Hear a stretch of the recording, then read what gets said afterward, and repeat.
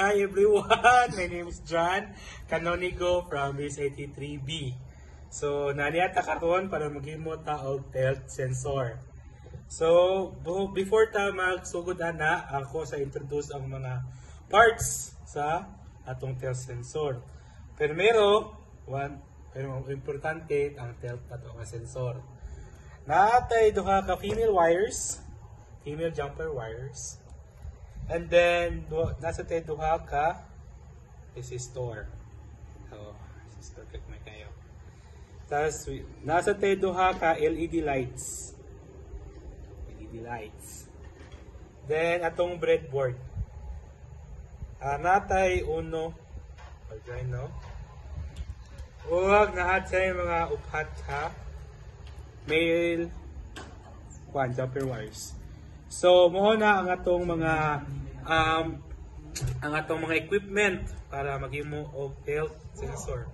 So, tara, maghimo na ta. So good. So, let's proceed to make build. So, mag-start at build sa atong tilt sensor. So, buzzer itong unahon at tubutan ko sa negative to basta kami negative. Then, nagbutang ta og jumper wire nga male. Female man sa negative. Para siya ma-connect dali sa negative sa bukal.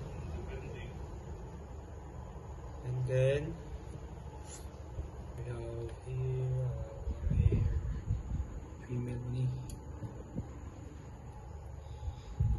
Sa kitiro. Mo sa kitiro na ko buha ka connector no. Connect to ni siya sa 9.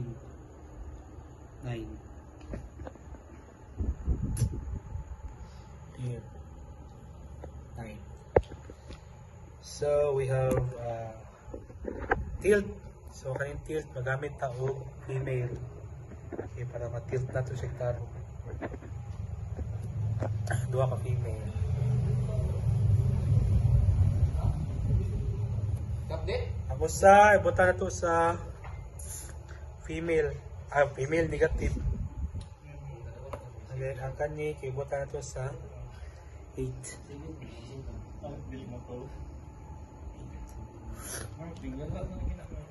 And then ang ato LED lights ibutan to dari.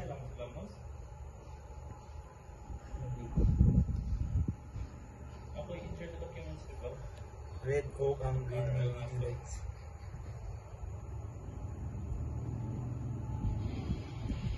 Then natay duha ka resistor. Mato kami sa papayo ka. So, yung convert certificate. Nada? Oo. Ano lang? Diyan maka-abot na. Diyan. Then kami jumpers wires. So sa to ni sulod by sa 6 o 7. Sa red na itong butang sa 7 niya. Ang 6 gibutang ko sa green. So that's it. So let's proceed to our codes. Thank you. So, tapos montage.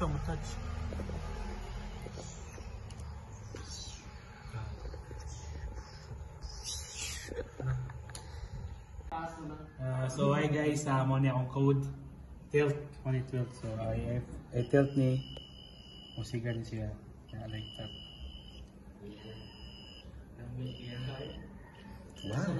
Wow. That's very awesome. Gamit niya sa akin. Barko. Wala na barko. Okay,